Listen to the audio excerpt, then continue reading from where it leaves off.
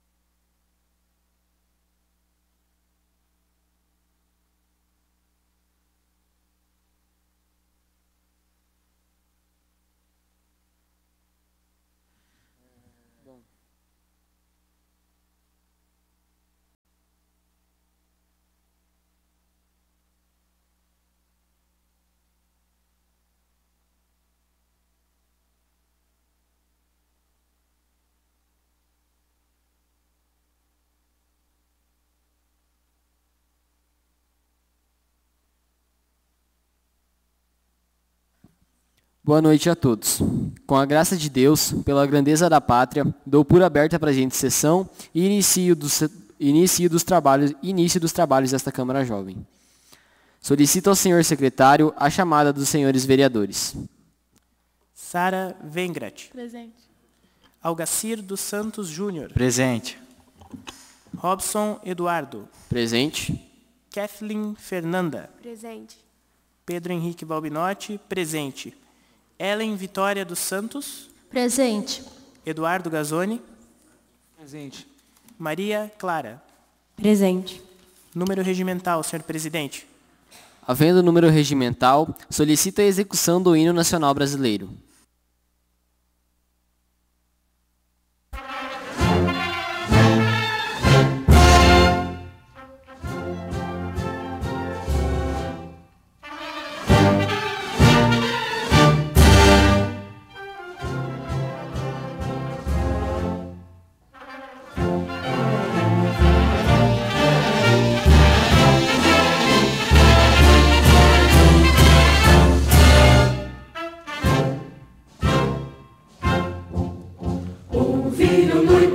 As margens plácidas de um povo heróico, brado retumbante, e o sol da liberdade em raios fúlgidos brilhou no céu da pátria nesse instante. Se o penhor dessa igualdade conseguimos conquistar com braço forte, em teu seio, ó liberdade, desafia o nosso peito à própria morte. Ó pátria mãe, idolatrada, salve, salve, Brasil, um sonho intenso, um raio vívido, de amor e de esperança a terra desce, sem teu formoso céu risonho e límpido, a imagem do cruzeiro resplandece, gigante pela própria natureza, és velha, és forte, envolve do colosso, e o teu futuro espelha essa grandeza, terra dourada, entre outras mil és do Brasil, ó pátria amada, dos filhos desse sol, és mãe.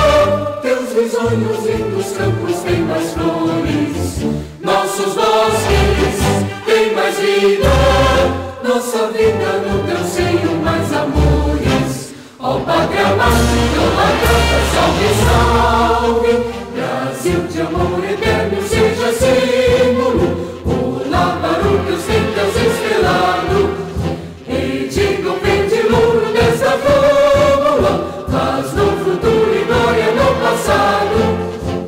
Mas ergues a justiça, clava forte, verás que o filho teu não foge à luta. Nem teme que te adora a própria morte, terra adorada.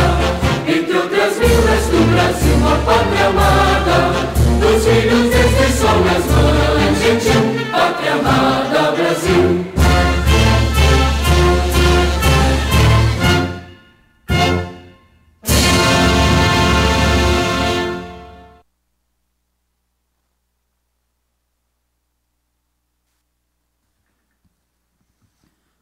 Antes da leitura da matéria do dia, gostaria de agradecer a presença do senhor vereador professor Paulino à nossa sessão.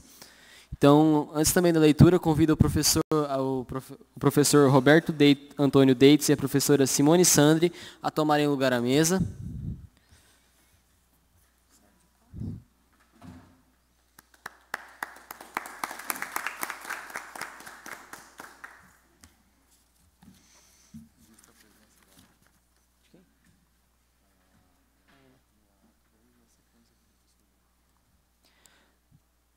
Solicito ao senhor secretário a leitura da matéria expediente recebida pela mesa.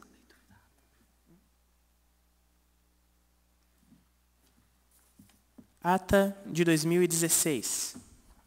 Aos 6 dias do mês de outubro do ano de 2016, houve mais uma reunião do programa Câmara Jovem. O presidente da mesa, Sr. Robson Burigo, convocou os presentes a ocuparem seus lugares e deu início à sessão. O primeiro secretário fez a chamada dos presentes, que possibilitou o número regimental para a mesma. Após a execução da chamada, foi tocado o hino nacional. Logo após sua execução, foi lida a ordem do dia. Consistia da leitura de 2 atas e da apresentação de uma palestra do professor da Universidade da UniOeste, Dr. Roberto Antônio Deitos, acerca da PEC 241 e da medida provisória 746, ambas do ano de 2016, as quais dizem respeito sobre a criação de um teto para gastos e a reforma do ensino médio, respectivamente. Após uma certa parte da explanação, foi aberta uma rodada de perguntas a serem feitas pelos vereadores. As perguntas tratavam da possibilidade de privatização do ensino e da necessidade de mudanças na educação. Logo após as perguntas, por questão de tempo, foi deixada a palavra para interesse público. Houve a manifestação de um vereador com mais uma pergunta para o palestrante.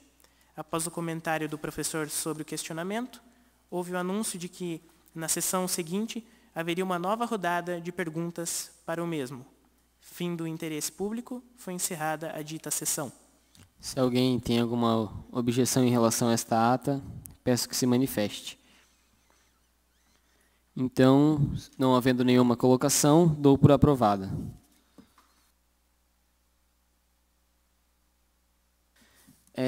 Sessão passada, nós tivemos uma pequena palestra com o professor Dr. Roberto Antônio Deites sobre a reforma do ensino médio e a PEC 241. Então, convidamos ele novamente a vir hoje dar continuidade à palestra e hoje também comparecendo para ajudar nisso a professora Simone Sandri. Então, nós organizamos, no caso a continuação de hoje, com uma espécie de perguntas e respostas. Nós, vereadores, perguntamos a vocês e vocês tentam esclarecer as nossas dúvidas. Pode ser? Bom, então, se alguém quiser começar. Bom, primeiramente, boa noite. Primeiramente, boa noite aos aqueles que nos honram com sua presença aqui. A pergunta que eu gostaria de fazer foi levantada durante essas últimas semanas, quando foram divulgadas certas gravações que são um tanto quanto preocupantes. Há 2 anos atrás, e também no ano passado, ano de 2015, a ex-presidente da República, Dilma Rousseff, fez dois pronunciamentos nos quais ela afirmava a necessidade de reforma no ensino médio, com alguns dos termos que foram propostos pelo atual governo. A primeira vez que isso foi mencionado foi no dia 30 de setembro do ano passado, de 2014, em ano eleitoral, e a segunda feita alguns dias antes, no programa Bom Dia Brasil, no qual ela tratava sobre redução de matérias e outras medidas, como as atuais. Não houve pronunciamento de nenhum movimento, não houve pronunciamento dos sindicatos. E agora, quando o novo governo apresenta essa reforma em medida provisória, houveram protestos, houveram ataques. Por que com uma presidente a reforma não recebeu crítica nenhuma, não houve dissensão, e com outro presidente a reforma foi imediatamente chamada, abre aspas, autoritária e opressiva, denominada de certo modo inaceitável?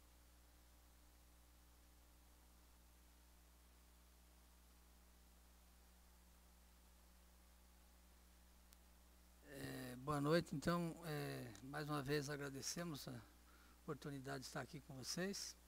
Naquele dia, a Simone ela tinha um outro compromisso, a professora Simone, e naquela atividade nós iríamos fazer uma divisão, e a professora Simone ela tem essa estrutura, que na direção da sua questão faz a resposta e mostra a contextualização dos projetos anteriores, e do projeto atual chamado 7, que é uma medida provisória. Se vocês concordarem e acharem viável, a professora Simone ela poderia expor, questão de 15, 20 minutos, a estrutura interna da medida. E aí já podemos aí depois voltar para aquilo que é um primeiro questionamento, possivelmente vocês têm outros, que ficaram já daquele dia, que vocês observarem, e que talvez fosse interessante, didaticamente, a Simone expor a estrutura interna da atual medida provisória. Que daí, a partir dessa estrutura atual, a gente vai remetendo como era antes e por que era assim, está diferente de antes. Né? E aí poderia chegar no que vocês estão questionando. Então, convido a professora Simone a se dirigir até a tribuna e explanar o referido conteúdo. Tá, então eles vão projetar.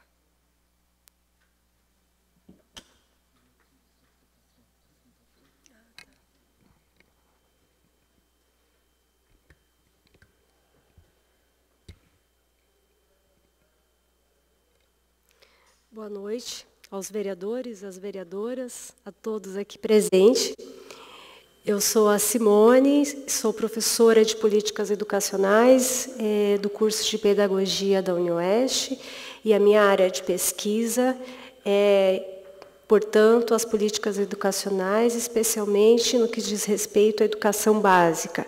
A educação básica é um dos níveis, né, dos quais está estruturada a educação brasileira, e ela é composta por 3 etapas, que é a educação infantil, o ensino fundamental e o ensino médio.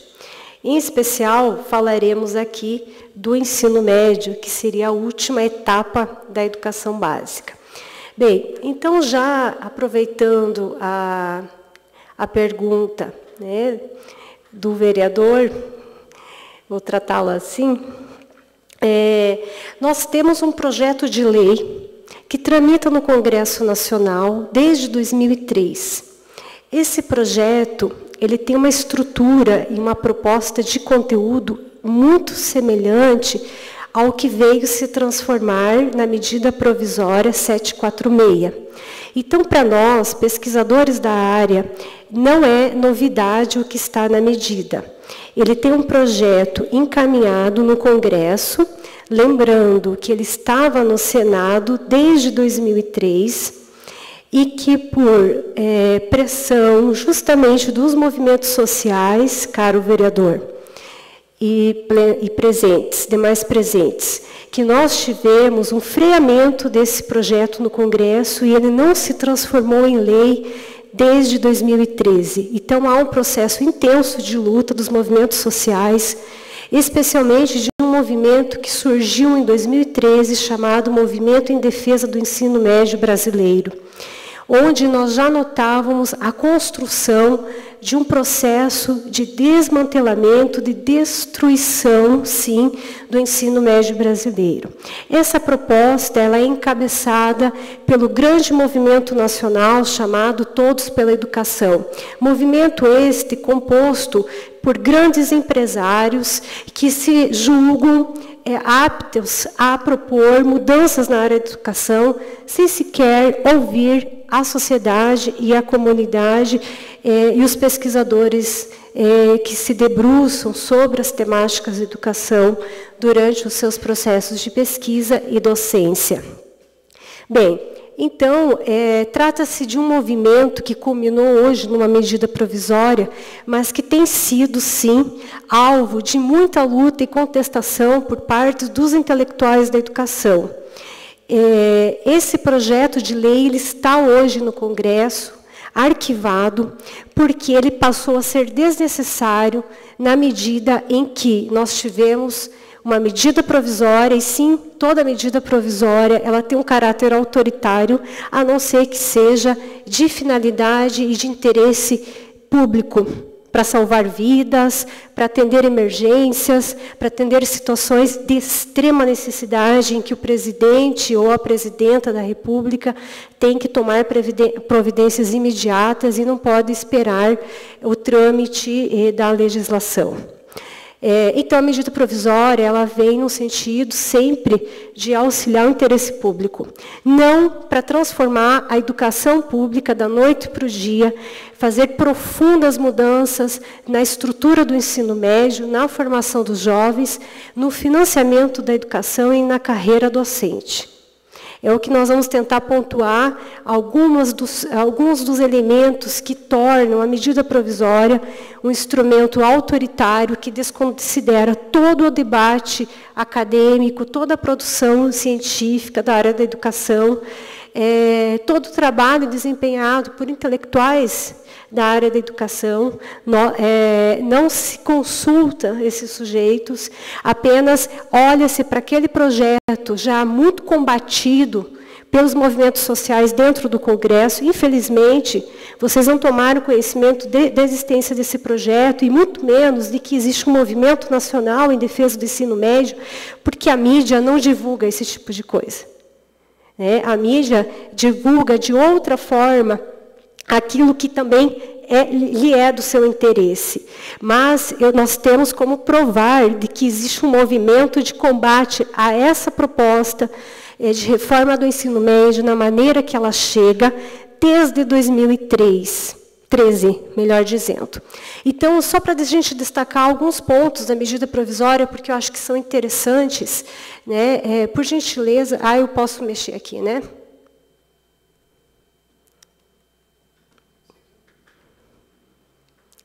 Aonde que está o ponto de... Ou eu aperto aqui. Estou precisando... não, ele está off. É que eu sou da escola pública e lá esse não chegou ainda, tá? Bom, pessoal, o professor Roberto Deitos já conversou com vocês sobre a PEC. Nós não podemos olhar para a reforma do ensino médio sem levar em consideração que existe hoje uma proposta de congelamento dos recursos públicos em 3 áreas prioritárias para a população, que é a educação, a saúde e a assistência social. Bem, com relação a isso, a medida do ensino médio, ela se articula a um grande processo de contenção, de repasse de recursos públicos para a educação. Esse é o primeiro ponto que nós somos contra a medida provisória, porque ela empobrece a formação, a carreira e a própria existência da escola pública. E nós já vamos mostrar alguns pontos.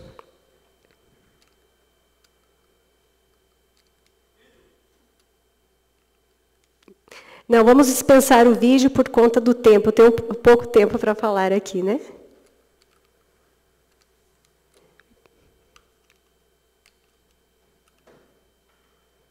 Pode estar de novo a apresentação?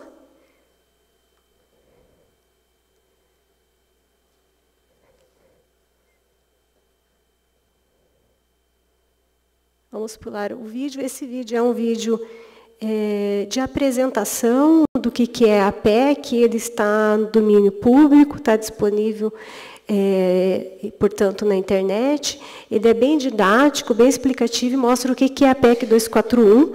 E nós entendemos que a medida provisória do ensino médio, ela se articula com a PEC, que é esse grande processo de redução de recursos para as áreas prioritárias para a vida humana, que é a educação, saúde e assistência social.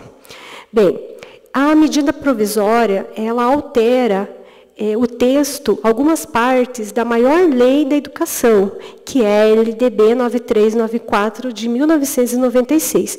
Logo após a Constituição Federal de 1988, nós tivemos, a partir da Constituição, a necessidade de formular uma lei que regulamentasse, que dissesse como que a educação brasileira estaria estruturada. Eis que surge, em 96, a LDB 9394. Como vocês sabem, todo o processo de elaboração de uma lei, ele é composto por muitas disputas e debates. Nenhuma lei se dá por um processo consensual.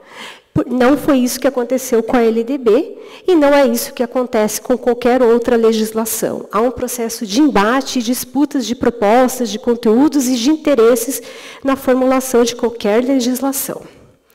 Bem, o que acontece aqui? Até o final eu vou me adaptar, tá, pessoal? Ah, tá, verdade. Ok. Bem, o que tem mais sido divulgado pela mídia é o corte das 5 disciplinas do ensino médio, que elas deixam de ser obrigatórias, que é a língua espanhola, que ela tem um caráter obrigatório, no sentido da oferta, mas ela não é obrigada ao aluno frequentá-la, ela tem um caráter facultativo aos alunos. Educação física, arte, sociologia e filosofia seriam as 5 disciplinas que deixariam de ser obrigatórias no ensino médio. O que é obrigatório passa a ser disciplina obrigatória, que essa medida vem trazer. É a língua inglesa, a língua portuguesa e a língua matemática. A partir da portaria que regulamenta essa medida provisória, que foi emitida logo após a medida, passa-se a fazer uma distribuição das disciplinas do ensino médio, não mais por hora aula, mas sim por hora relógio. Isso significa dizer que nós vamos ter disciplinas mais longas, e que durante um ano os alunos devem cumprir 300 minutos, que equivale a 1 hora por dia, né, durante os 5 dias, de segunda a sexta, de língua portuguesa e matemática. Só essas 2 disciplinas, elas pegariam metade da carga horária que seria destinada ao ensino médio semanalmente. A outra metade, que equivaleria aí a mais ou menos 1.200 minutos, 600 minutos seriam destinados para aquilo que a medida provisória está chamando de itinerário formativo. O que é o itinerário formativo? É quando o jovem vai escolher uma dessas ênfases para frequentar. Quando a gente fala da escola pública, a medida provisória ela é bem clara. Não são os jovens que escolherão o caminho que eles querem enfatizar os seus estudos, mas é um sistema estadual. Aqui surge uma grande preocupação, porque nós corremos o risco, por exemplo, de ter um jovem que vai frequentar o ensino médio, talvez com uma carga horária baixíssima nas áreas da física, da química, da biologia, da geografia, história e assim por diante. Porque se nós fizermos o cálculo da divisão da carga horária entre as disciplinas, sobraria aproximadamente 1h30 por semana para se ter uma aula de química, de física, de química, de geografia e das outras áreas do conhecimento, certo? Talvez, se ele tiver muita sorte, ao término do ensino médio, ele tenha aproximadamente 4 horas, 4 horas e meia de química, física e biologia e as outras áreas. Porque boa parte da sua formação vai estar voltado para a língua portuguesa e matemática, e para aquilo que eles estão chamando de itinerário formativo. Nós entendemos que é uma proposta que fragmenta o conhecimento, que não possibilita aos jovens ter uma sólida formação das áreas do conhecimento, e aí sim tomar a decisão, a partir dessa sólida formação, tomar uma decisão de que caminho, de que área que ele pretenderia estudar na educação superior. Nós compreendemos que a diminuição da carga horária nas demais áreas dificulta e muito a possibilidade do jovem passar, por exemplo, num processo de seleção, como é o caso do vestibular. Então, assim, nós poderemos passar aqui a noite inteira só discutindo esse ponto com relação às disciplinas, porque ele é muito grave, mas eu vou resumir. É a fragmentação do conhecimento, daquilo que já não está bom, tende a piorar. E talvez aqui, sim, nós vamos ter um cerceamento do direito do jovem de ter acesso ao amplo conhecimento que faz parte do conhecimento da humanidade, que vem se acumulando ao longo dos anos. Nós vamos impedir o jovem de ter acesso a determinadas áreas do conhecimento de um ponto de vista profundo e com qualidade. Quem escolherá o itinerário formativo, a portaria deixa bem claro, e a própria medida provisória, que é o sistema estadual. Os jovens poderão se candidatar ao itinerário formativo desde que existam vagas para isso. E nós temos alguns estudos sobre a carreira docente que nos mostram que nós estamos com uma escassez de professores nas áreas das ciências humanas, que é física, química e biologia. Com isso, nós temos uma tendência de essas áreas não serem ofertadas no itinerário. Nós temos que lembrar que essa medida ela vai se estender para o Brasil. Nós não podemos olhar só para o estado do Paraná. Nós temos que pensar que, por exemplo, tem estados que têm falta de professor de física, e em substituição ao professor de física vai qualquer outro professor que tenha que ter carga horária para complementar. Então, isso é muito grave. Quando nós falamos da alteração de uma lei federal, nós devemos levar em consideração a realidade do país.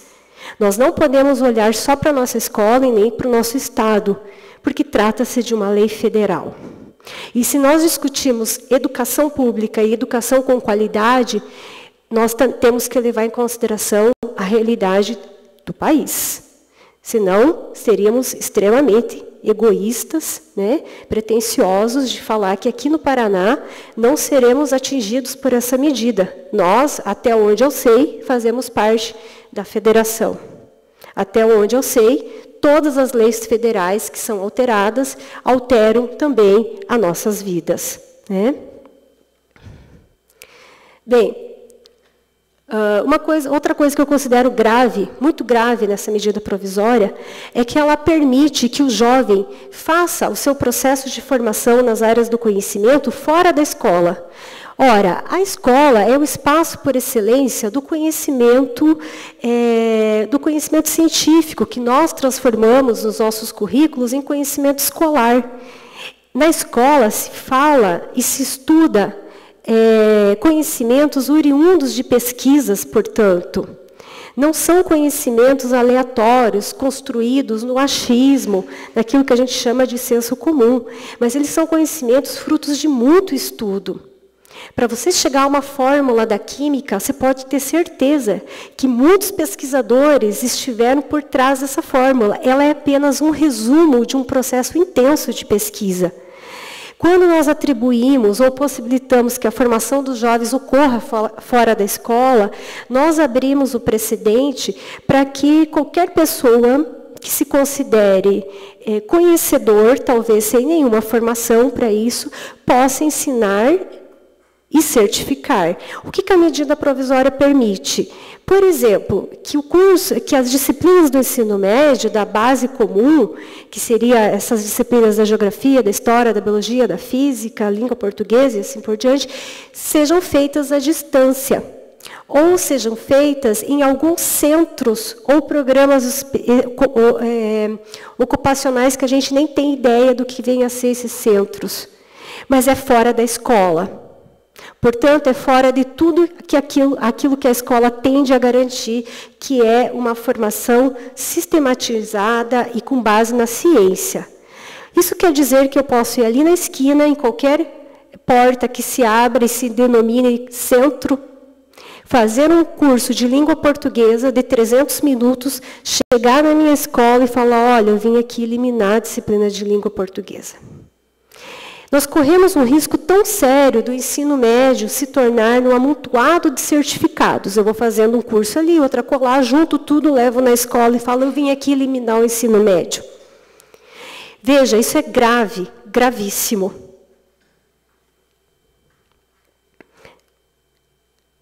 Ele compromete aqueles princípios que eu falei com relação à educação básica. O ensino médio é a última etapa da educação básica.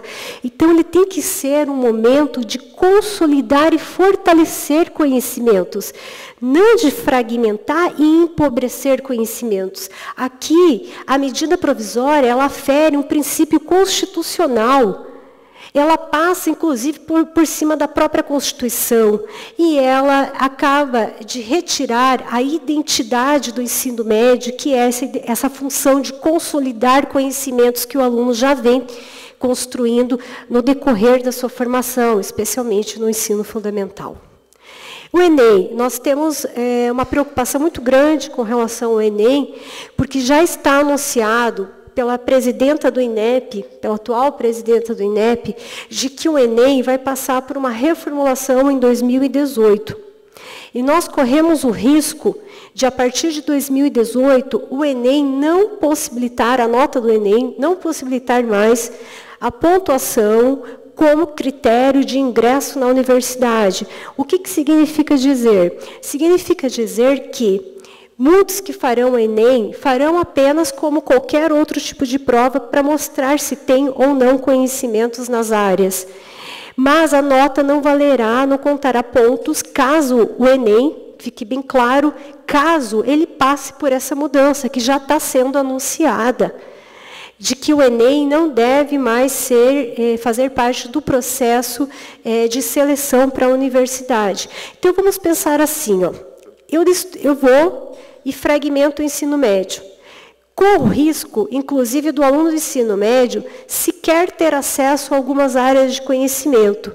De repente, eu reestruturo o Enem e faço com que o Enem apenas seja uma prova para conferir aqui competências acadêmicas. Logo, o que sobra para o jovem tentar o ingresso na universidade? O vestibular tradicional. Mas espera aí, nós não mexemos aqui na estrutura do ensino médio, não mudamos tudo isso, não fragmentamos. Talvez algumas pessoas passem pelo ensino médio com uma baixíssima carga horária e física, e vamos lembrar que a gente tem que considerar que essa medida atende o Brasil inteiro. E aqueles locais que nem professor de física não tem? Talvez esse aluno nem tenha essa disciplina. Mas, na hora de cobrar o ingresso na universidade, nós vamos cobrar todas as áreas do conhecimento. Logo, com essa medida, nós temos uma tendência enorme de afastar milhares e milhares de jovens da oportunidade de cursar a educação superior pela falta de condições de passar nessas provas, condições acadêmicas de passar na prova. Financiamento, outro ponto da medida provisória que é muito grave, porque ela vai e mexe no fundo, na lei federal do Fundo da Educação, que é o Fundeb.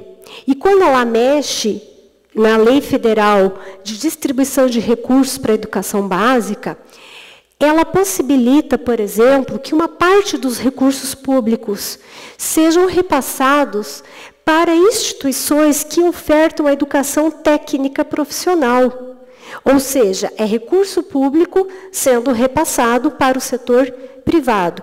Qual é a tendência? A gente está falando muito aqui do ponto de vista de algumas tendências, porque quando nós fazemos análise de política, nós não devemos analisar qualquer tipo de política só pelo texto, mas nós devemos colocá-la no contexto. Então, colocando a medida provisória no contexto, eu já estou trazendo para vocês uma possibilidade, que é repassar recursos públicos para a iniciativa privada, para ofertar educação profissional, logo, uma grande tendência de fechamento dos cursos técnicos profissionalizantes no setor público. Porque eu justifico que não há mais necessidade de recurso no setor público, uma vez de que está sendo destinado recursos privados para as escolas, recursos públicos para as escolas. Vou acelerar um pouquinho aqui pelo tempo, né? Essa medida provisória, a portaria que regulamenta a medida provisória, ela prevê que a educação integral, que visa se estender para o ensino médio, ela terá financiamento do governo federal por apenas 4 anos. Depois dos 4 anos, corta-se os recursos federais. Então, é provisório, é passageiro. Apenas 30 escolas poderão implementar, no caso do Paraná, tem estados que apenas 9 escolas, a educação integral. E aí eu pergunto para vocês, mas se eu mudei uma lei federal e disse que a partir de agora o ensino médio passa a ser um ensino médio de 7 horas, como ficarão as demais escolas? Elas vão implementar a educação integral sem o recurso federal? Então, é muito grave, são questões que não estão claras, nem na medida provisória e nem nessa portaria que o Ministério da Educação emitiu logo na sequência. Um outro ponto, que é grave, gravíssimo, o recurso, me permito fazer a leitura na íntegra, no artigo 7º, nós vamos ter justamente um item que vai trazer toda a ressalva com relação ao financiamento. O repasse às escolas será calculado anualmente, realizado em 2 parcelas, segundo disponibilidade orçamentária. Se em um determinado momento o MEC falar que não tem mais orçamento, ele não vai repassar, porque ele acabou de garantir que esse item está na lei. Sendo lei, ele vai cumpri-la. Olha, não temos mais disponibilidade, logo não repassaremos os recursos. Olha que conveniente que é fazer a educação em tempo integral desta forma.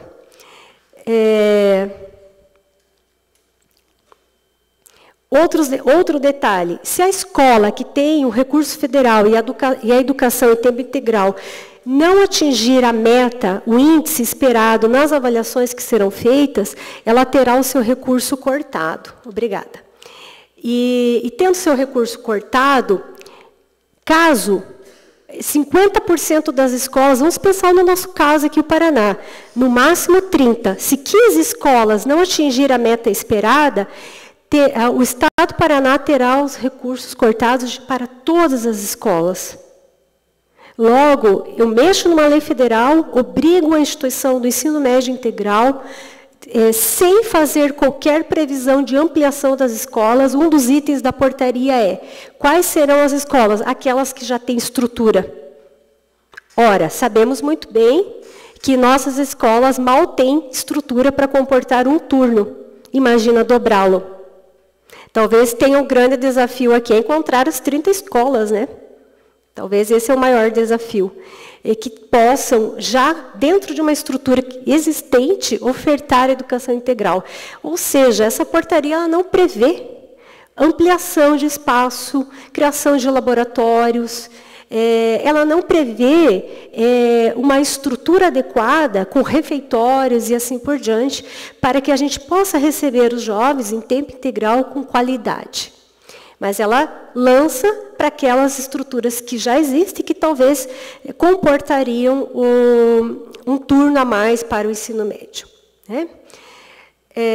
Bem, são várias as questões, né? Eu só pontuei algumas, mas eu considero a medida provisória e a portaria que veio logo na seguida para regulamentar o financiamento como um grande retrocesso, sim, porque nós perdemos a oportunidade de, nesse momento, por exemplo, estarmos aqui discutindo uma proposta de ensino médio de fato integral. Nós temos uma proposta de ensino médio. Quem estuda o ensino médio tem uma proposta para ele. Nós não fomos ouvidos. Muito pelo contrário. Quem foi ouvido aqui foi uma parcela representada especialmente pelos mesmos autores do projeto de lei que está no Congresso, que é o grupo que se intitula Todos pela Educação. Esses foram ouvidos. Mas os pesquisadores da área, em momento algum, foram chamados a se manifestar. Porque se fôssemos chamados, nós temos uma proposta de formação integral. E proposta de formação integral ou proposta de educação que de fato é de qualidade, ela exige um amplo investimento público. Ela não é barata, porque educação não tem que ser barata. Educação pública deve ter e exigir um amplo investimento de recursos, com laboratórios equipados, com bibliotecas equipadas, com anfiteatro, com oficinas de arte, com tudo aquilo que o jovem precisa para se desenvolver plenamente, de uma forma profunda e ampla. Não adianta ampliar o tempo e esvaziar a oportunidade de conhecimento. Por isso, e por vários outros motivos, nós nos posicionamos contra essa medida provisória. Muito obrigada, estou à disposição para possíveis diálogos. Retomando aquela pergunta, houve repúdio em 2014 e em 2015 a tais declarações?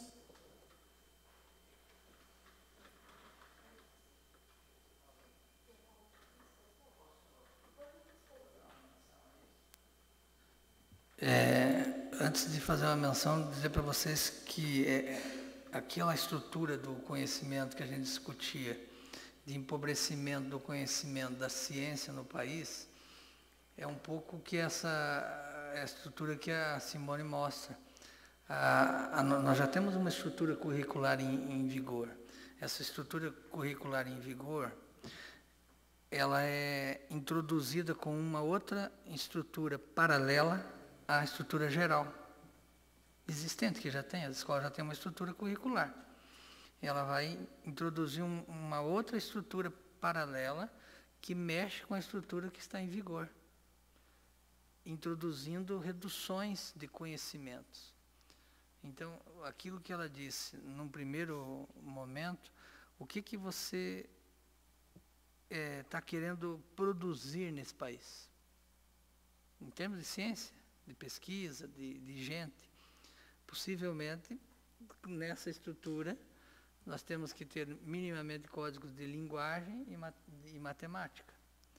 Química, física, ciência, tecnologia de alta ponta, tem que ser destinado seletivamente para determinados grupos sociais, instituições privadas ou públicas, e no mundo aqueles que dirigem isso. Então, para nós vai ser destinado a não avançar nessas áreas.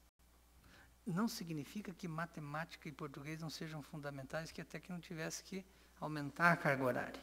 Porque como um país se percebe um país desenvolvido, ou que quer ser culturalmente, socialmente viável, ele teria que ter uma carga horária maior. Sobre aquilo que você disse, sobre se houve críticas, se você pegar, depende, você tem um conjunto de instituições que apoiavam as reformas, desde FHC, Lula, Dilma e Temer, e um conjunto de instituições e pessoas individualmente participando dessas instituições, por exemplo, pesquisadores. A nossa produção de pesquisas sobre política educacional publicadas e nas nossas disciplinas, a gente vem avaliando a educação brasileira, desde FHC, por exemplo, vamos pegar FHC para cá, e dizendo os pontos negativos e as preocupações em relação a um conhecimento, a um currículo empobrecido e das condições precárias da educação brasileira.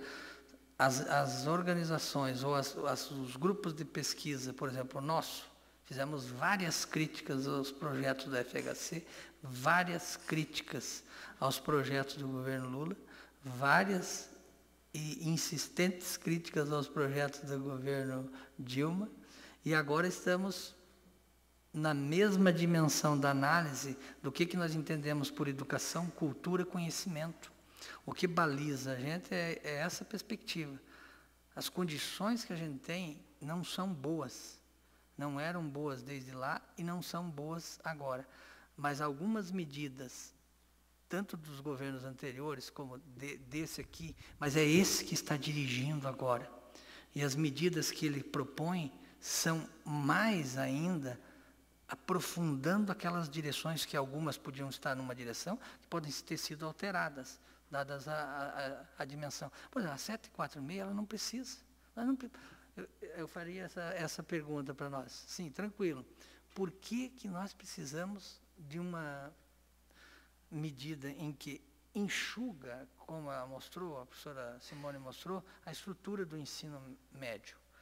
O que nós queremos com os seres, nossos jovens, adolescentes? Que tipo de conhecimento, de capacidade cultural e científica nós queremos para nossas gerações futuras? E que estão aqui, presentes. Que grau de conhecimento a sociedade brasileira quer para os seus filhos? Sociedade, sua nação. Nós queremos um tantinho assim? Ou nós queremos uma dimensão cultural que coloque essa gente de pé, com a cabeça para cima?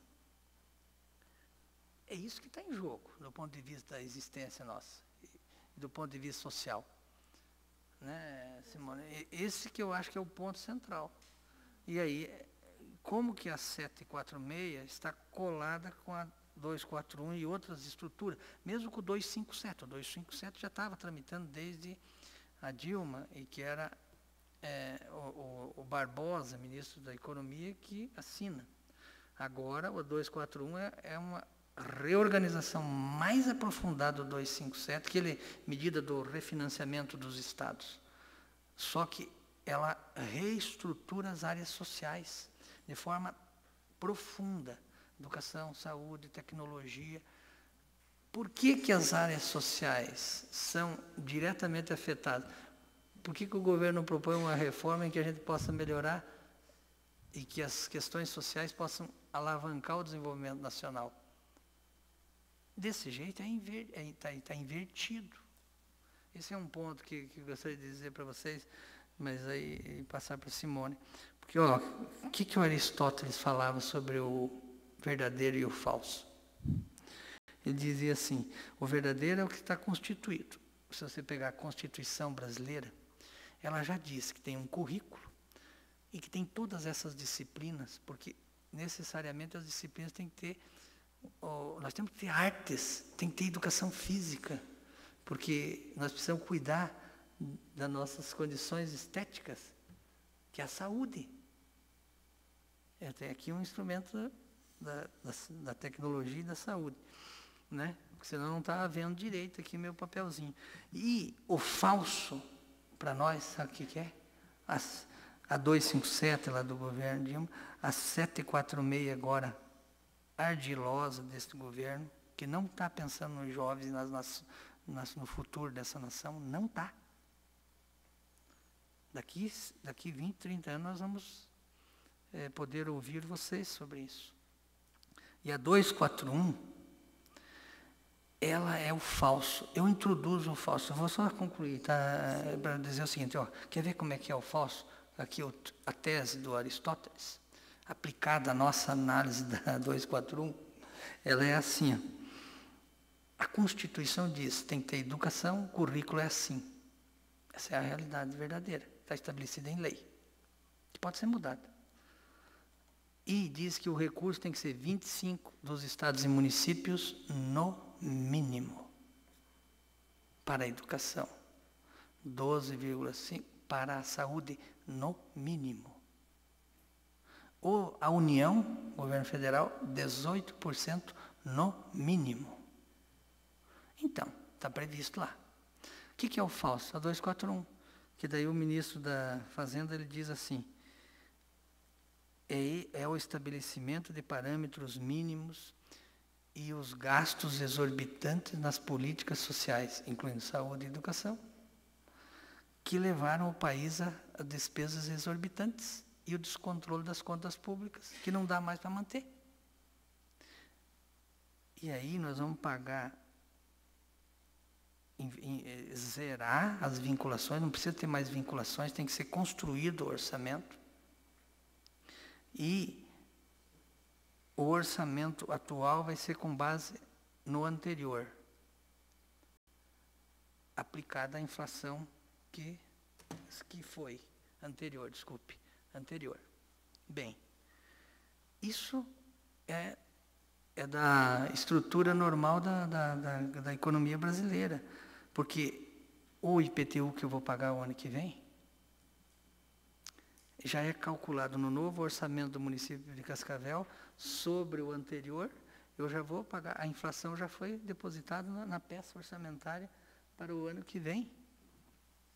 Então não vai acrescer nada de dinheiro, é a inflação que já foi realizada, que já deteriorou.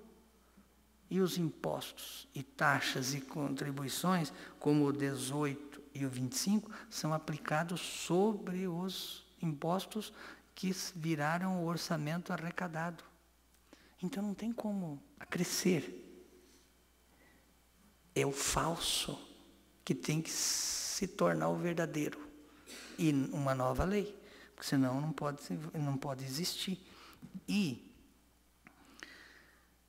se eles dizem que se não mudar a Constituição, a gente não pode, a gente pode até aplicar mais, porque daí não vai ter mais a obrigatoriedade da vinculação.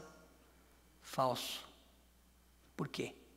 Porque a Constituição diz assim, sobre o arrecadado que vira o orçamento do ano seguinte, é no mínimo 18, no mínimo 25.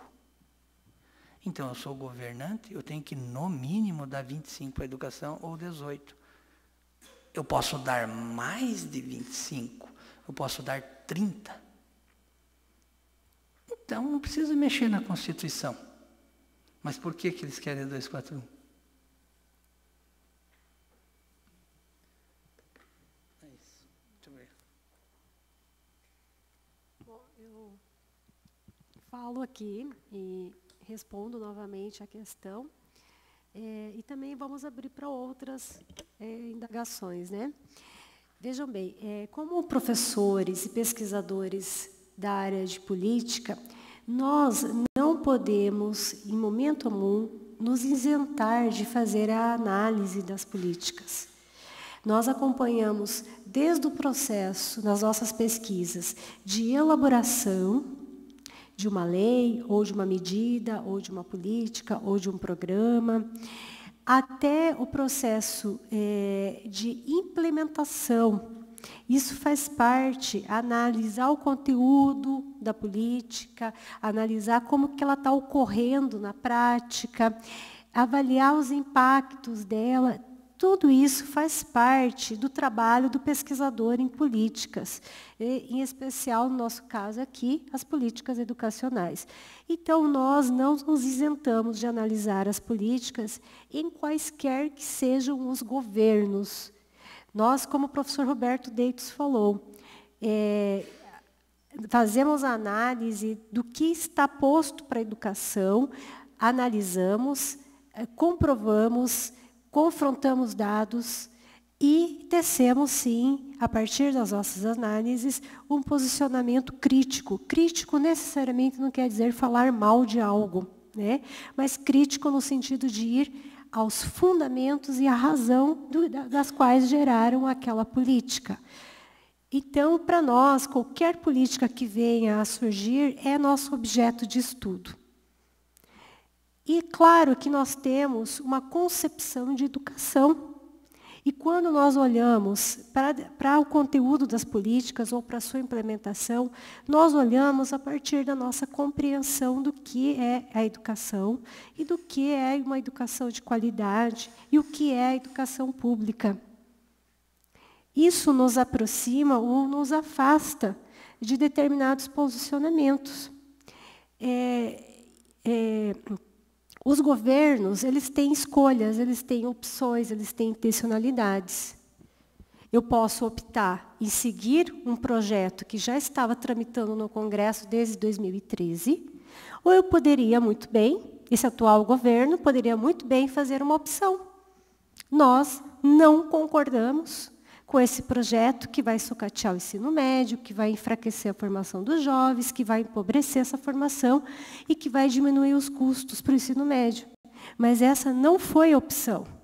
Então, independente de qual seja o governo, nós, pesquisadores das políticas educacionais, temos esse papel, que é fazer a crítica. Como eu disse, esse projeto ele está no Congresso desde 2013.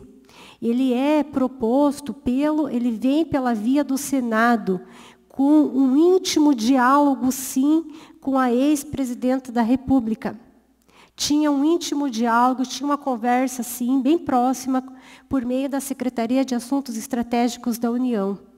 Mas ele é uma proposta que transitava no Congresso via orientação e composição, especialmente desse movimento que eu falei para vocês, chamado Todos pela Educação. Se vocês quiserem acompanhar, e aí eu vou repetir a minha resposta. Teve mobilização? Teve e muita. Infelizmente, nós não temos o espaço na mídia para divulgar, mas desde a origem desse projeto, em 2013, nós temos nos posicionado contra ele, independente de quem tenha proposto, porque não concordamos com o conteúdo e com a estrutura. O que está na medida provisória não é exatamente o que consta no conteúdo desse projeto de lei, mas é muito próximo, muito parecido. Aliás, o que está na medida provisória é um pouco pior do ponto de vista da qualidade da educação do que aquilo que foi combatido e que nós conseguimos, com algumas emendas, alterar no projeto de lei. Eu falo nós, porque eu me coloco ao lado daqueles que lutaram contra esse projeto que já tramitava desde 2013. Teve, sim, muita resistência, muita luta, por entendermos que não se trata de uma proposta de educação de qualidade, mas sim uma proposta de educação que visa diminuir os custos públicos e, com isso, empobrecer a formação dos jovens, né? Então, teve oposição e terá, enquanto essa medida tende a transitar. E terá depois, se caso for transformada em lei, implementada, porque continuaremos a fazer as análises e as nossas pesquisas com relação à educação, tanto do ponto de vista do conteúdo das políticas, como da implementação delas. Esse é o nosso papel como pesquisadores, e é desse papel e é desse lugar que nós falamos, como pesquisadores da área de políticas educacionais. Não se salva ou não se isenta da análise e da crítica qualquer que seja a medida, porque nós temos uma concepção de educação que entendemos ser uma concepção de educação que, de fato, caminha para um aprofundamento da formação humana e não para um esfacelamento da formação humana. Gostaria de fazer uma pergunta. Bom, todos aqui percebemos que existem, na maioria da construção do projeto, existem vários pontos negativos muito bem visíveis. Porém, eu gostaria de saber se vocês, enquanto pesquisadores da área, conseguirem enxergar algum pequeno, nem que seja um pequeno ponto em relação a esse projeto, que traria alguma espécie de benefício para nós que estudamos em escolas públicas. Veja, o que eles colocam como estratégia fundamental integral, a educação integral? Então, nós vamos expandir nessas escolas o tempo e o conjunto da formação. Só que boa parte disso que ela mostra ali do itinerário flexível, que vai ser definido pela estrutura do Estado, a Secretaria dirige. Então, tem cidades aqui que só tem, a Simone inclusive já foi em Guaraniaçu, né? Só tem uma escola de ensino médio. Eles só vão ter uma opção formativa se eles decidirem que lá vai ser X área de formação profissionalizante. Entendeu? É diferente daquela escola que a Globo mostrou dos Estados Unidos e da Inglaterra, em que disse lá, eles têm liberdade para escolher, o jornal mostrou. Na semana anterior que eu vim aqui. E tentando ajudar o governo, pela força da Rede TV, que é a maior, e mostrando em detalhes a estrutura japonesa e inglesa. E aí o jovem tinha liberdade de escolha, e tem. Ele entra, e daí ele pode escolher se ele quer fazer física quântica na universidade da cadeira ou na escola que passou os maiores cientistas. Mas ele quer fazer artes, então ele vai para a Faculdade de Artes, que seria o Centro de Artes de Ensino Médio, que vai levar ele a acessar as maiores construções da arte moderna e antiga, etc. Liberdade de escolha nessas condições, se fosse isso, nós estávamos todos aqui plenamente de acordo, né? E podia até fazer algumas coisas congelar por 20 anos. Mas, entendeu? Não tem problema. Não é isso que está proposto, é isso que ela está mostrando. O itinerário que fica ampliado, supostamente para a educação integral, ele fica precarizado. Precarizado significa fragmentado, precário, pobre. E ele pode ainda ser feito, eu vou lá no Senac, faço um curso lá de técnico, assim, coisa curta. Daí eu venho lá e convalido a certificação dela. Eu trago meu certificado, eu fiz torneira mecânico, desenho arquitetônico no Senai, lá nos idos. E daí eu lá fiz na década da legislação de 70, eu fiz depois, depois um pouco, eu fiz administração no ensino médio.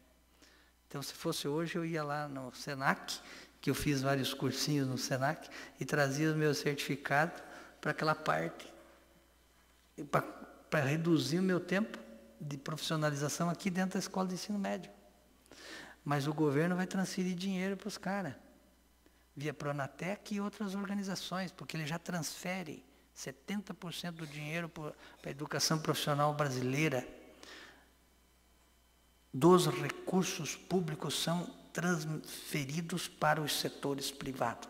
E só sobra 30% do orçamento da União, aprovado no Tribunal de Contas da União, que fica 30% com a esfera pública e 70% com o setor privado. Só vai ampliar esse negócio. E aí, o barateamento cultural, esse é o ponto, parece que o mais dramático que a gente enxerga. Nós já temos um currículo pobre. As escolas nossas são precárias, fragilizadas. Então, que nação, que jovens nós queremos? Que tipo de cultura, de ciência, de produção e consumo nós queremos para nós? A Fundação Lehman, e a fundação que faz parte do Todos para a Educação, uma delas, o homem mais rico do Brasil, sócio dos Bush, o que ele está preocupado? Está preocupado com duas coisas que a Simone disse. Qualificações, técnico ou engenheiro, ou qualificações profissionalizantes, e valores. Nós não queremos qualificação para produzir, queremos que esses caras virem cientistas, que nós produzimos autonomia tecnológica, que a gente possa distribuir o conhecimento científico na área da saúde, educação, e isso seja transferido para a população. Não, ele vai ter que ter algumas qualificações que a gente acha que são importantes para nós. Aprender matemática e códigos de linguagem para funcionar a economia, funcionar os processos de trabalho. Porque, no geral, 80% dos postos de trabalho exigem qualificação média ou muito baixa. E os salários também são assim. Não é? Então, eles estão preocupados com que tipo de qualificação essa gente vai ter. E esses jovens já não têm emprego. E o que nós vamos fazer com essa juventude futura? Então, essa 746, ela faz um trabalho de controle de qualificações, que é isso que ela diz, barateada e dilatada para o setor privado dizer ainda eu vou lá no Senai, faço aproveitamentos e venho trazendo aqui para dentro. Então, esse integral meu aqui nem é integral, porque eu não preciso ficar o tempo todo. Eu vou começar... E que tipo de valores essa escola vai ter que ensinar aqueles que nós queremos, conta gota. Isso aqui é uma dose para vocês. Vocês são um país periférico, apesar de ser entre as 10ª economia do mundo, mas vocês não vão produzir ciência, vocês vão transferir matéria-prima, mão de obra e dinheiro para nós, dívida, pagar para nós. Ponto, que é isso que nós estamos fazendo. Então, a 741 é para vai recolher mais dinheiro para o sistema financeiro. E, como vai ter menos dinheiro para a educação, já tem que antecipar algumas coisas. O que nós vamos fazer com as escolas de ensino médio? Que vai precarizar mais, vai piorar as condições, desde as salariais dos professores, a não ter laboratório. Se já não tem algumas áreas, vai ter menos ainda. E as áreas que vão ser as qualificações, eu quero ver se vai ter laboratório de física. Qual escola em Cascavel tem laboratório de física? Vocês têm professores de física mesmo. Tem um laboratório. Nem o laboratório de química da UniOS, da disciplina de química aqui, que tem farmácia, que eu tenho um colega nosso, professor, ele às vezes pede para os alunos levar aqueles negócios de exame de raio-x para montar placas improvisadas, porque nós não temos os ingredientes para o desenvolvimento da química suficientes. Então, tem alguma coisa que está errada. Que tipo de sociedade nós queremos e que tipo de ciência, que nós vamos produzir em termos de condições humanas, qualificações e valores.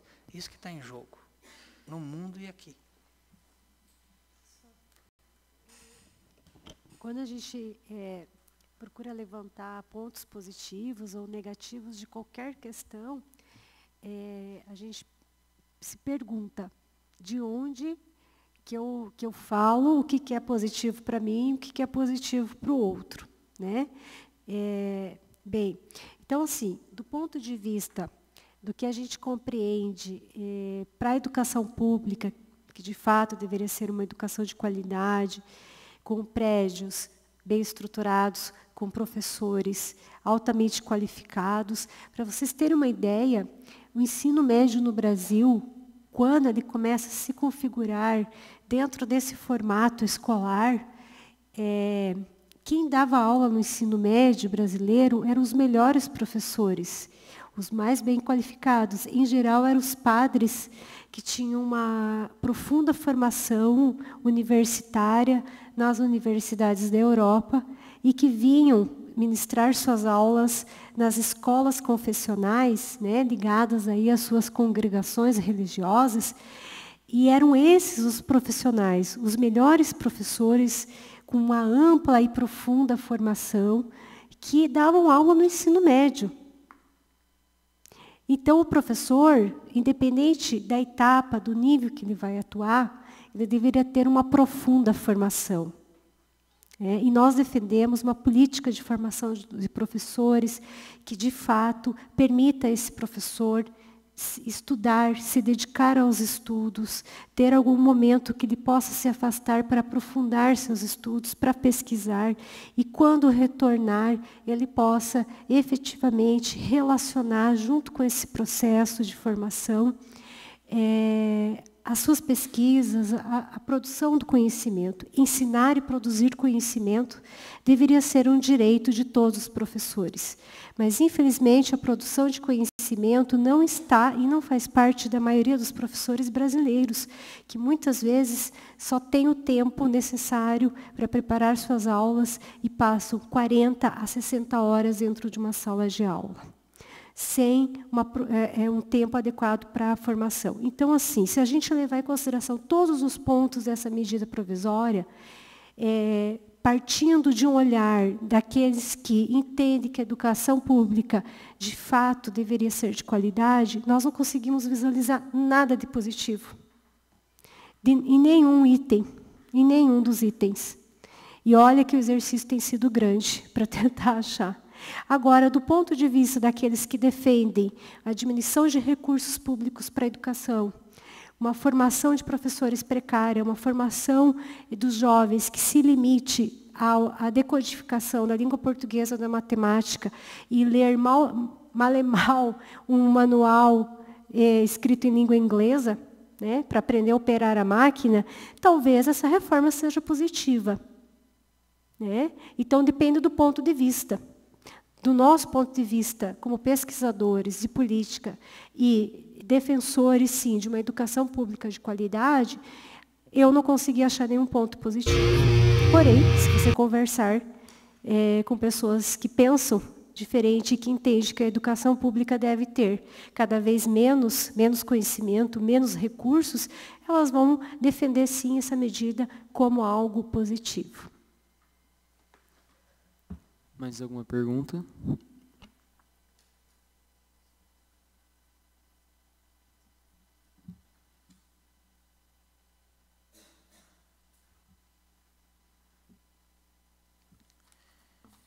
Eu poderia fazer mais uma?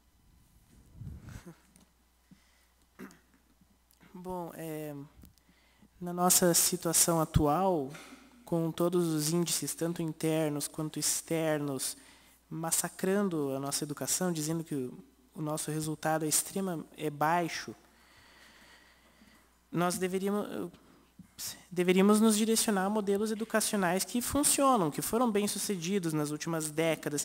E eu queria enfatizar o modelo asiático, principalmente o modelo chinês, que em 10 anos conseguiu transformar a China de um país que estava atrasado, de um país que estava com uma gama de problemas, com uma educação realmente sucateada, para a potência econômica e política que se tornou hoje. Eles utilizavam uma parceria, uma espécie de novo acordo entre a sociedade sobre educação. O Estado bancava a educação básica até o ensino médio e o ensino superior ele era bancado pelas instituições privadas, protegendo-se à época quem tinha menos recursos através de bolsas de estudos. Os senhores, como profissionais da educação no nosso país, acreditam que seria possível a criação de um novo pacto, de um novo tripé do Estado, que é aquele que é o servo do povo, aquele que deve garantir à população as necessidades a partir do contrato social, do mercado, que é o maior produtor de riqueza, e da sociedade civil, que deveria ser a beneficiária de ambos os dois últimos participantes. Acreditam que poderia haver um tripé Estado, mercado e sociedade para melhorar a educação?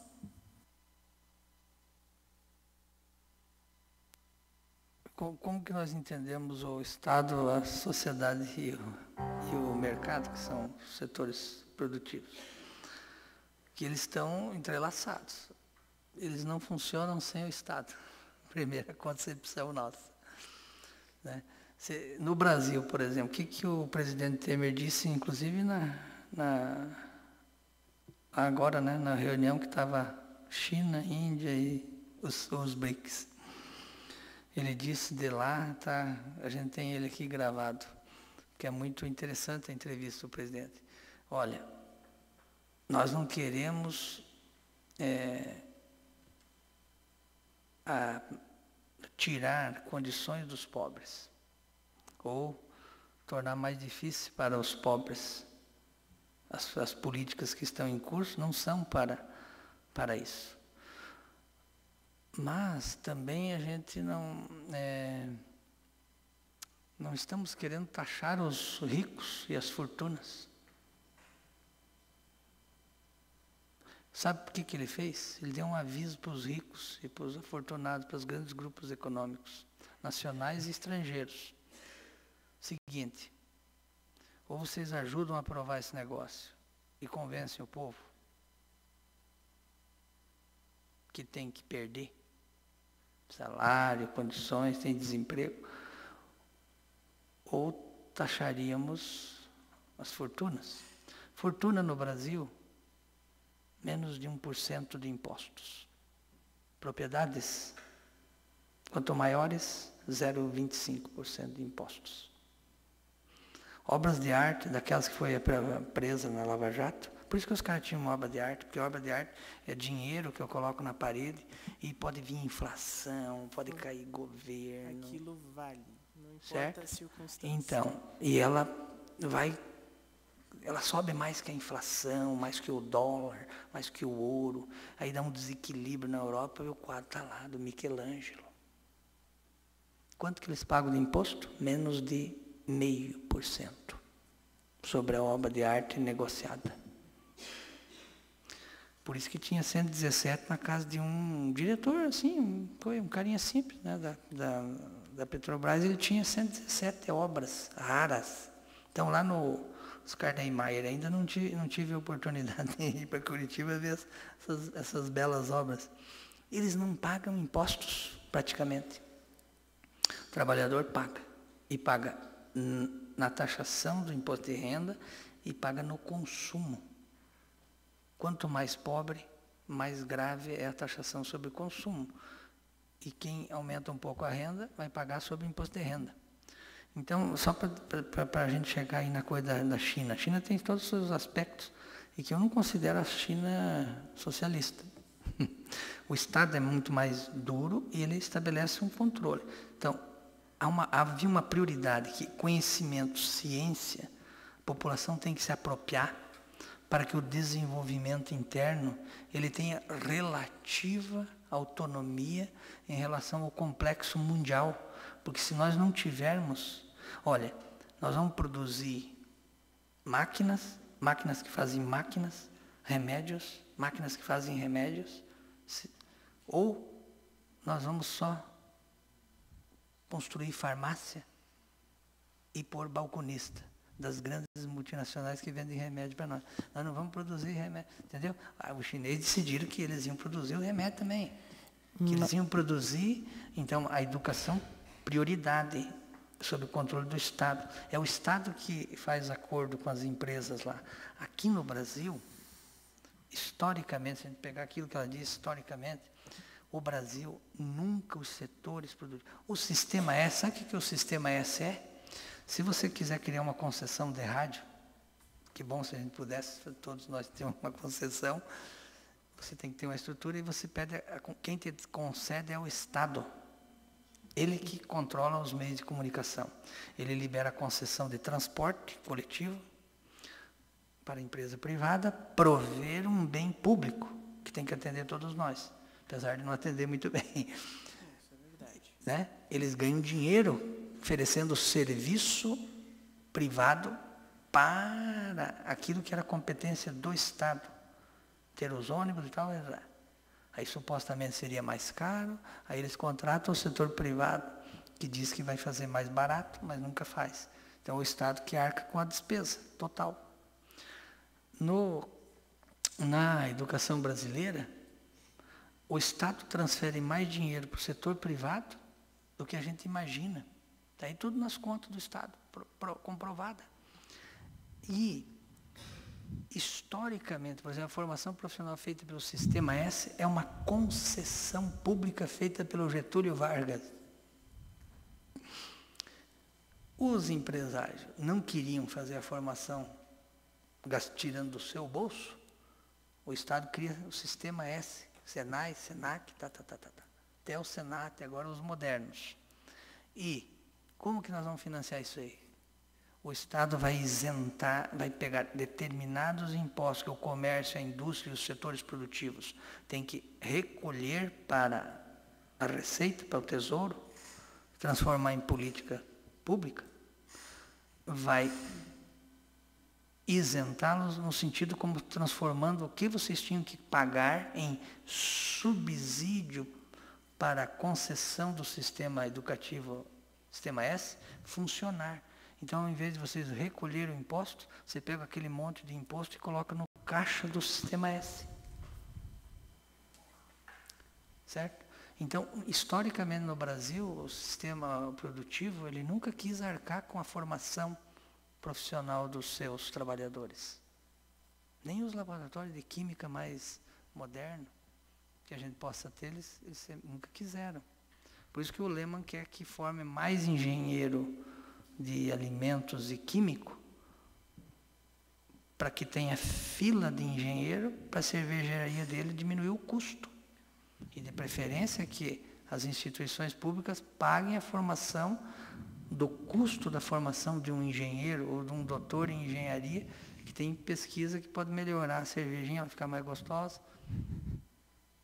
E aí, se ele tem mais engenheiro na fila, ele vai diminuir o custo do salário.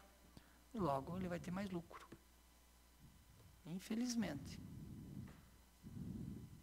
Então, só pedindo para vocês darem uma controladinha no horário, porque a gente já estourou uns minutinhos, certo?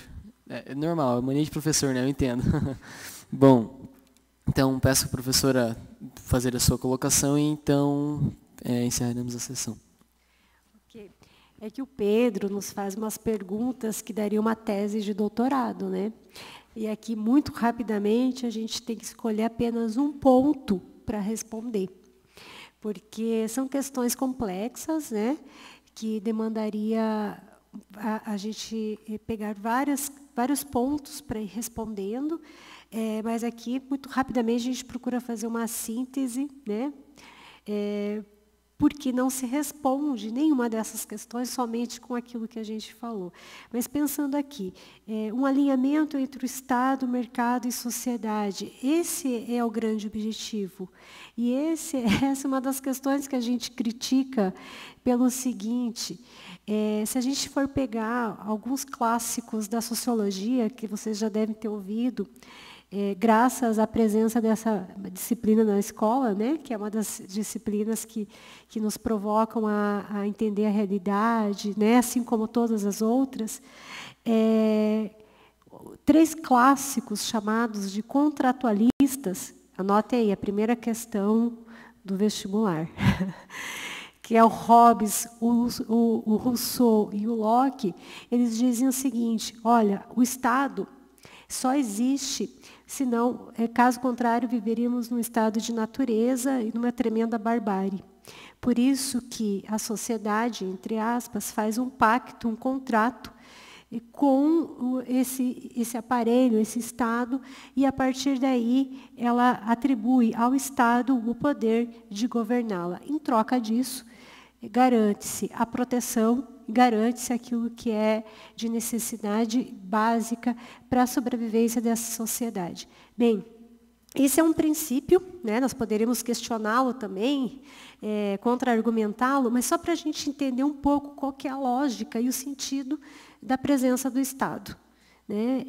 A partir do momento que eu pago impostos, junto com esse acordo estabelecido com o Estado, é de que ele retribua de alguma maneira, por serviços de interesse público, esse imposto que eu paguei. Então, isso não justifica, Pedro, por exemplo, a gente pagar para impostos e depois pagar ainda por cima para estudar na educação superior. Eu estaria pagando mais de uma vez por uma coisa que eu já fiz um contrato, entre aspas, de atribuir ao Estado uma porcentagem, inclusive daquilo que eu ganho, e em troca disso ele retribuiria por meio de políticas sociais. E estou pegando uma linha de pensamento aqui, porque existem várias outras, né? Só para a gente entender um pouco como que funciona essa lógica. Esse seria já um argumento suficiente para dizer, não quero pagar pela educação pública, porque eu fiz um contrato. E nesse contrato que está estabelecido, eu pago impostos, em troca disso, o Estado administra esse dinheiro e deve reverter para os interesses públicos. Essa é uma lógica de raciocínio, tá? É uma tese, mas que pode ser contraposta com certeza. Então, assim, sobre os modelos educacionais, o Brasil tem feito esse exercício de copiar modelos de vários outros países. Só que a gente tem que levar em consideração que a nossa realidade é outra. Por exemplo, quando o professor Beto falou do ensino médio nos Estados Unidos e na Inglaterra, a formação, que equivale ao nosso ensino fundamental, ela é totalmente diferente do que a gente tem aqui. Por isso permite já, desde o ensino fundamental, que aquelas crianças e jovens tenham uma sólida formação e, quando chegam ao ensino médio, elas têm mais condições de optar por caminhos. E, de fato, elas fazem essa opção, diferente do que aconteceria aqui no Brasil, que a gente viu pela própria medida, que não serão os jovens que farão as escolhas, mas quem fará vai ser o sistema estadual, né? Então, assim, são várias questões. Os modelos educacionais de outros países, a gente tem várias análises mostrando não deram e nunca deram certo no Brasil, porque não se transfere um modelo educacional de uma determinada realidade para uma outra realidade totalmente diferente, né? A gente sempre tem que levar em consideração as demais questões que envolvem a sociedade, a economia, a cultura e assim por diante. Então, nós queremos criar um modelo educacional no Brasil que seja nosso, que seja de acordo com os interesses dos brasileiros, e que, especialmente, tenha seriedade e que pense numa formação de qualidade. E, seguindo essa lógica dos contratualistas, que eu, de fato, tenha a proteção do Estado. Poderemos questionar o papel do Estado aqui por uma outra vertente teórica, mas só para a gente ter uma ideia, essa lógica formal que se constitui para explicar a função do Estado.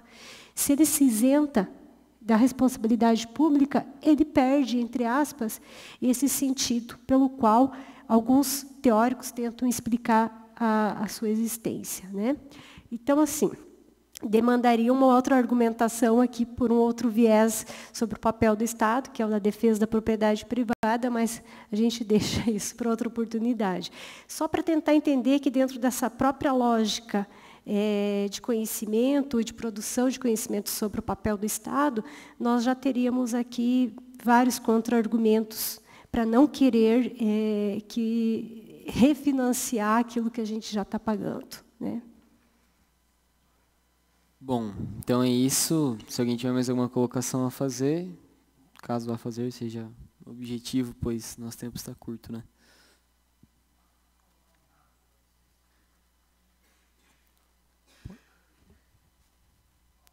Primeiro que faz a gente refletir é o seguinte: o sistema do Enem, né, ele é considerado democrático. Os jovens, as crianças, os jovens, adolescentes, principalmente os jovens que terminam o ensino médio, eles podem fazer o Enem para acessar a universidade, ao direito à educação superior. Então estão aqui, todos os jovens, como os outros todos que estão por aí, milhões. Aí, anualmente, são oferecidas 254 mil vagas públicas. E 7.500.000 inscritos. Porque tem muita gente que nem vai se inscrever, porque diz que não consegue passar. Já por antemão desiste. Outros porque trabalham, outros porque não terminaram o ensino médio. Então, só 254 eu decido. O Estado decide quem são os jovens. 254 mil e os outros. Que nação é essa que diz que não pode oferecer condições científicas e culturais para todos os seus jovens? É uma sociedade injusta.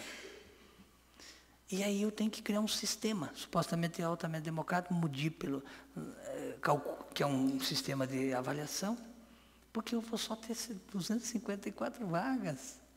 E os 7.250.000 vão ter que voltar para o cursinho, estudar, e uns ficam meio para baixo, não fiquem. Né? Os pais ajudam as pessoas e alguns têm que até ter um atendimento mais especializado, porque não está nele o problema, que não tem vaga. O Estado não oferece ao seu povo as condições plenas, nem em uma área. Então, o Enem é uma coisa, é a injustiça mascarada de democrática. Infelizmente também. Então, então antes de encerrar a nossa sessão, em nome da mesa diretora e dos vereadores jovens, entregaremos uma lembrança aos professores palestrantes dessa noite. Então, primeiro entregaremos à professora Simone, e agradecemos muito pelas informações prestadas. Pedimos que se dirija daqui à frente, por favor.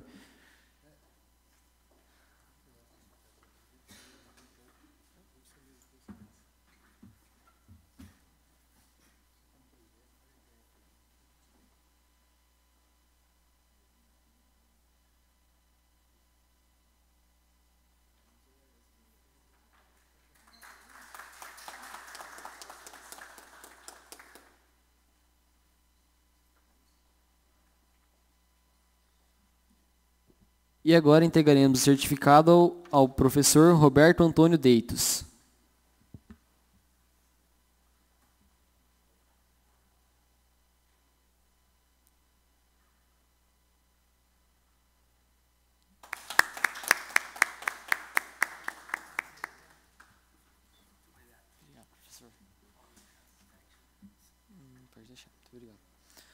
Bom, então espero que todos tenham gostado da palestra. Sim, prof. Agradecer, né, aqui. Muito obrigada pela oportunidade de estar aqui. Quero parabenizar a todos vocês, a todas. Com certeza é um momento de crescimento e, quem sabe, teremos aí futuros vereadores ou estudiosos, pesquisadores, e espero que sempre defendendo os interesses de fato que são públicos. Então, parabéns, parabéns mesmo. Obrigada pelas questões, né, todas muito interessantes e inteligentes, que nos fazem pensar que em poucos segundos, respostas tão rápidas, e que a gente deixa muita coisa para trás na hora de responder, porque de fato não tem tempo. Mas parabéns, parabéns, e vamos seguir em frente aí. Obrigada. Agradecemos mais uma vez a presença de vocês, lembrando a dizer que é muito importante, né, nós daqui que trabalhamos com o Poder Legislativo da cidade, mesmo sendo em uma instância bem inferior, perdão, ao que deveria ser, mas é importante nós que trabalhamos com essa área, entendemos as informações passadas, porque, querendo ou não, afetam diretamente a gente e aos nossos semelhantes jovens. Então, muito obrigado em nome de todos. Fim do uso do interesse público, encerrar a presente sessão. Boa noite a todos. Pessoal, só uma coisa, eu convido todos a virem aqui na frente para a gente tirar uma foto.